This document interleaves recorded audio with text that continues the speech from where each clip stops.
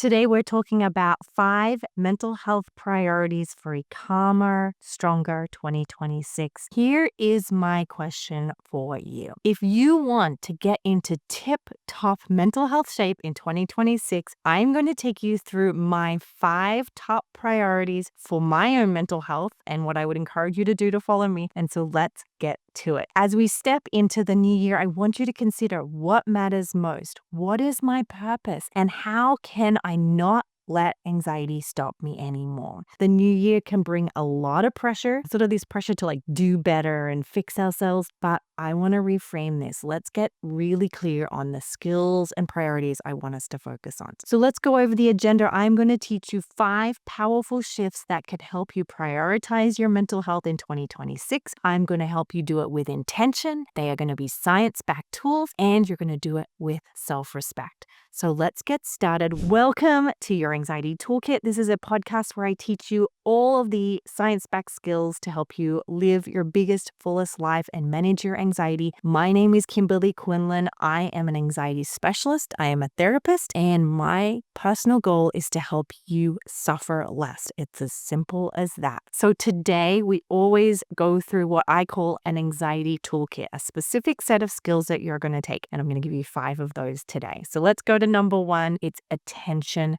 training. As a lot of you know, last year in December, I created a whole course called the Rumination Reset, and I teach you a specific skill called attention training to help you manage rumination and anxiety. And this is going to be the core skill I want to teach you from now on. So let's talk about what is attention training. Now, attention training is a mental exercise. It's a strength or a skill, and they use it a lot in metacognitive therapy, which is a type of cognitive behavioral therapy, more on the cognitive side. And now it is designed to help you improve your intentional control so that you can kind of stay, with what matters to you. It helps you to reduce worry and rumination, right? And it helps you treat emotional disorders or even just general strong emotions by teaching you to focus and control your attention to what matters. So what I want to do is give you an explanation here. So let's say that you are washing the dishes. Now, as you're washing the dishes, follow my little arrow here. So as we're washing the dishes, you're focusing on the suds and the warm water and the hardness of the plate and the softness of the sponge, and you're focusing on that. But then your brain comes out away from that focus and is thinking about, oh my God, bad things might happen. And oh my gosh, what if I said that thing? And what if I had that thought? And what if I want to do that thought? And attention training is observing all this mess here that we get ourselves into and bringing it back to the focus of washing the dishes and the warmth of the water and the feeling of the suds, right? And we're going to stay here, and we're slowly staying our attention in this line. Then our brain's going to bring us over here and be like, oh, what if you hurt your parents? And what if they judge you and you lose your job and you go to jail and all these things? And your job is to note that you've gone and your attention is off track, and it brings it back to washing the dishes and the warmth of the suds or the smell of the suds or the feeling of the sponge. Then your brain's going to come over here and do it all over again. Come on back. This is attention training. And my goal this year is to go deeper into teaching you about that. Now, you can also go to the Rumination Reset at CBT School and learn more skills there, but know that this is going to be a priority of mine, and I hope it's a priority of yours in 2026. Now, number 2 is compassionate mind training. Now, this is a specific training of compassion. Now, compassionate mind training is under the umbrella of a type of treatment, which is a cognitive behavioral therapy treatment called compassion-focused therapy. I am a compassion-focused therapist. I practice that in addition to cognitive behavioral therapy. Now, what that means is we practice replacing self-criticism with kind, curious awareness. It kind of, again, goes under the umbrella of mindfulness. It is a commitment that we make to kindness and respect. That's supposed to say respect and warmth, right? So it's the commitment to really committing to, I am no longer going to beat myself up. Under any condition, I am going to hold space for myself and for the fact that it's hard and that I'm doing the best that I can. It's also going going to be using warm statements like, this is hard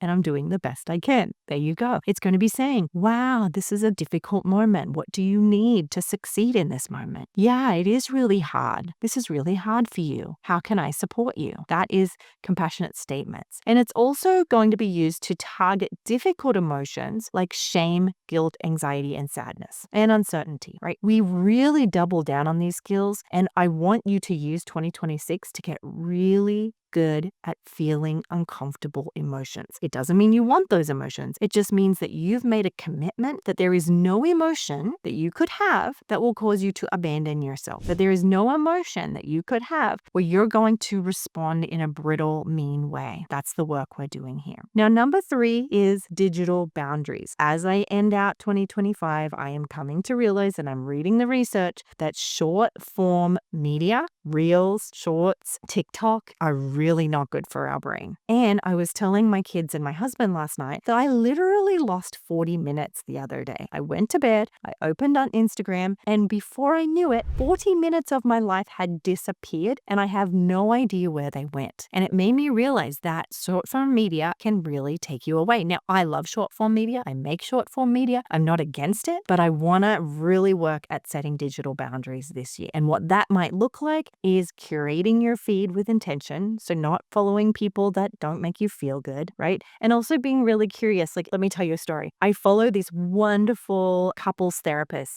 The account is Meet the Freemans. I love them. They have the most amazing relationship advice. I strongly encourage you follow them. And I'm not like sponsored by them or anything. I love their stuff, but I have found that they're constantly talking about the sort of the right way to communicate. And I even started to notice that if my husband and I aren't communicating that way, I will get bummed out and be like, oh no, and I should be doing this. And I was like, whoa, this is not healthy. Okay, maybe I need to slow down in consuming so much of their stuff. But even if it's helpful, we sometimes have to reduce our consumption. It also means setting time limits, which I'm going to do. I've ordered a brick. I'm going to get the brick and put it on. Again, not sponsored by Brick, but I'm going to put that on my phone because I really think that I want something to alert me that it's time to shut them down, especially before bed. And I really, with my kids, I want to create tech-free zones or times where we can be more present and play Uno and play Clue and categories and the games we love to play. I've noticed games, like actual board games, we've played less of them this year because we're on digital tech more. So I want to reduce that. Now, number 4, our goal together is to face the fears that have been holding us back. And we want to recommit to that because I'm committed to that last year and the year before that and the year before that. We are recommitting. Now, what does this mean? It means I want you to do an audit of the things you did not do last year due to fear. Be gentle. We're not here to beat ourselves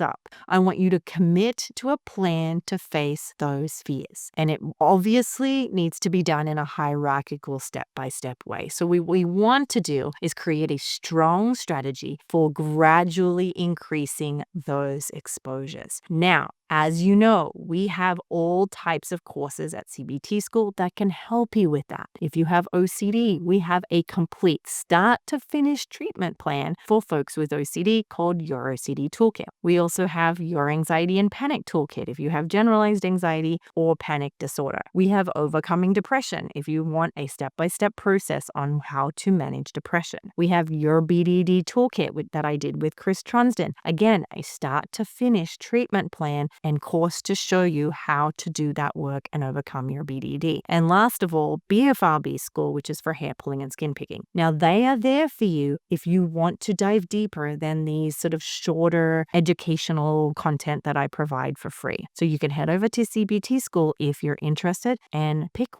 whatever would feel best for you, whatever's most helpful. Okay, now number 5 is the most important. I want you to rest like a machine this year. My goal is to rest like a machine. I have huge goals for 2026 career-wise. I have huge goals for me really doubling down on the mission of CBT School. But in order to do that, I'm going to have to learn to rest like a machine, literally. And what I mean by that is machines, like I think of a machine where like something that can power through and it doesn't have an emotions and it can just get things done. But what do you do in a factory at the end of the day? You turn the machine off and it actually truly rests. it cools down, the electricity stops, and they actually rest. So for those of us who want to really succeed in many, many ways, or even in a small way, you're going to have to learn how to rest like an Olympic athlete. And what I mean by that is they train hard, but they rest hard. And that's what I want us to focus on. Actual, real rest. Not rest where you just are scrolling on Instagram and you've lost track of 40 minutes. Not rest where you're just staring at the TV or numbing out on alcohol or food. All those things are fine. I'm not saying I'm judging you. I'm not judging you in any way. But truly check in with yourself. What is truly restful? Honor your nervous system with rest. Not with just sleep, but stillness, solitude, gentle movement, creativity, reading, nature, pets, puppies, a cup of tea, whatever actually slows your nervous system down. I want you to schedule restorative rest every single day, okay? All right, so here's your homework. I want you to pick one of those things and start there. Just one, not all of them. I don't want you to try and tackle all of this at once. I will not be tackling all of this at once. We will do this gradually and compassionately. Now, here's the points I want you to remember as we move forward for today. Number one, 2025 was rough, right? There were some ups and some downs. We had some wins